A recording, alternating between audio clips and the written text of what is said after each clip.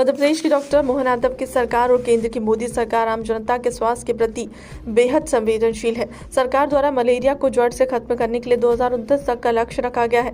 इसी कड़ी में राजधानी भोपाल के Kushabhau Thackeray international convention centre में गोदरेज कंज्यूमर प्रोडक्ट्स ने मलेरिया उन्मूलन कार्यक्रम एम्बेड की 10 वर्षों की सफलता का कार्यक्रम आयोजित किया है। इस कार्यक्रम में स्वास्थ्य राज्य मंत्री नरेंद्र शिवाजी पटेल मुख्य अतिथि के रूप में शामिल हुए। उन्होंने कहा कि किसी भी अभियान को सफल और सार्थक तभी बनाया जा सकता है जब उसमें आम जनता की सहभागिता हो। सरकार के लक्ष्य को प्राप्त करने के लिए गोदरेज ग्रुप ने भी मध्य प्रदेश को मलेरिया मुक्त बनाने की सराहनीय भूमिका निभाई है।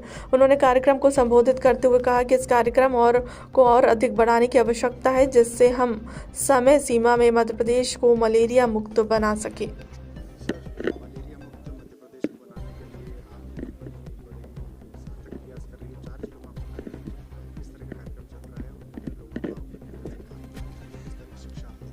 देखिए, हम घर घर जाते हैं और लोगों को समझाते हैं कि मलेरिया से मुक्त होने की क्या क्या टेक्निक्स हैं।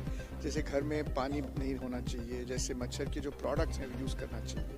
और हमें 10 साल में काफ़ी सफलता मिली है मध्य प्रदेश में।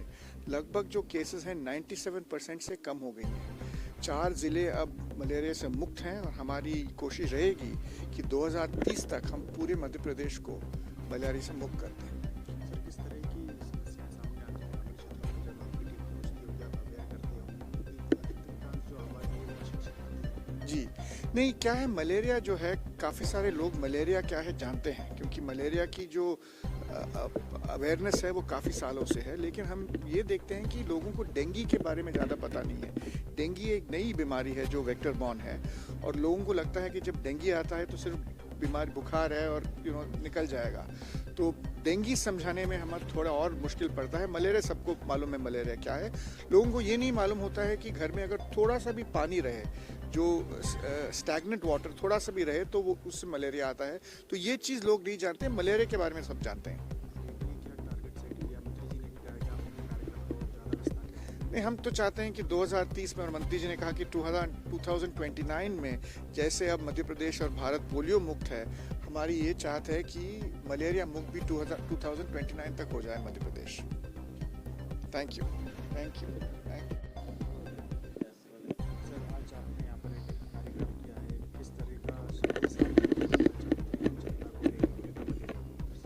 देखिए, डेंगू और मलेरिया जैसे जो वाहग्रस्त रोग हैं, इनको नियंत्रण करना एक बहुत बड़ा टास्क है और अकेले सरकार इसमें अकेले प्रयास नहीं कर सकती जब तक हमको जन सहयोग प्राप्त नहीं होगा, जन जागरूक नहीं होगा।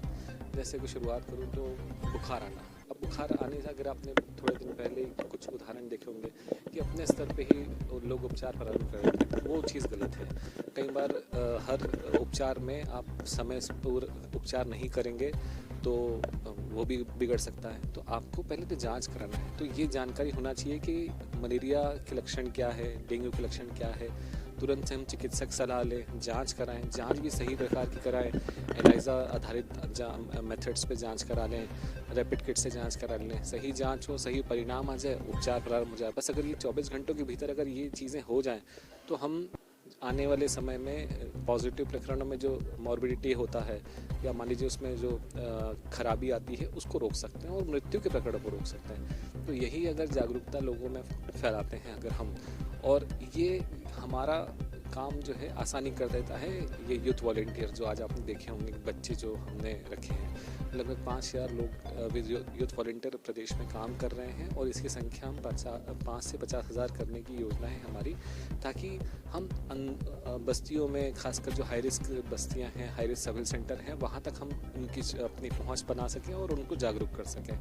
और जैसे आपने बताया कि डेंगू में हमें समस्या भी आती है। कई बार लोगों को यही लगता है कि गंदे पानी में मच्छर अंडे देता है, या ये गंदगी जहाँ है, जबकि ये चीज़ें बिल्कुल अलग है। साफ़ पानी में जहाँ मच्छर अंडे दे सकता है, तो हमें साफ़ पानी रोकने से या 7 दिन से ज़्यादा इकट्ठा होने से बचावना है। तो ये एक संदेश जब सबको जाता है कि गंदगी नहीं, नाली नहीं, ये हमारे खुद के फ्रिज की ट्रे हैं, कूलर हैं, गमलों में पानी रुका हुआ है, इनसे भी मच्छर जो है बन रहे हैं, डेंगू के मच्छर बन रहे हैं और यही बीमारी कारण है। और यही अगर हम रोक लें, अगर 7 दिन में पानी साफ़ कर लें तो ये हम इसको बीमारी से बच सकते हैं। तो ये छोटी सी जागरूकता मच्छरदानियों को लगाना है, मॉस्किटो कॉइल्स हैं, कुछ भी साधन उपयोग करें जिससे हम मच्छरों को दूर कर सकें, तो वो एक हमारे लिए फ़ायदेमंद होता है। तो यही छोटे छोटे से मैसेजेस हम पब्लिक तक पहुंचाते हैं हमारे यूथ वॉलंटियर के थ्रू, हमारे हेल्थ की टीम के थ्रू, और यही एक रिज़ल्ट हुआ है। 2024 में लगभग 50% से कम डेंगू के प्रकरण हो गए हैं और आगे भी लग रहा है हमें कि डेंगू के प्रकरणों में इस प्रकार ही कमी आएगी। जी हाँ, देखिए तेल भी डालते हैं, पर आज विभाग इसमें अग्रणी हो चुका है। अब हम बायो लार्विसाइड डालने लग गए हैं, ऐसे बैक्टीरिया जो कि ऑर्गेनिक है, जो कि नुकसानदायक नहीं है और वो पानी के अंदर लार्वा की ग्रोथ को रेगुलेट करते हैं या कंट्रोल करते हैं और वो बिल्कुल मानव पे हानि रहित हैं। तो वैसा भी हम उपयोग करना शुरू कर दिया है। केमिकल तेल ये उपयोग उन क्षेत्रों में है जो कि खासकर छोटे एरिया है, पर अगर वो बड़ा पानी रुका हुआ है, कहीं पर टंकी भी बड़ी है, क्षेत्र बड़ा है, तो उसमें हम ये केमिकल्स का, ऑर्गेनिक केमिकल्स खासकर BTI जिसको हम कह रहे हैं या डाइफ्लोबेंजुरोन है, इनका उपयोग कर रहे हैं। जी।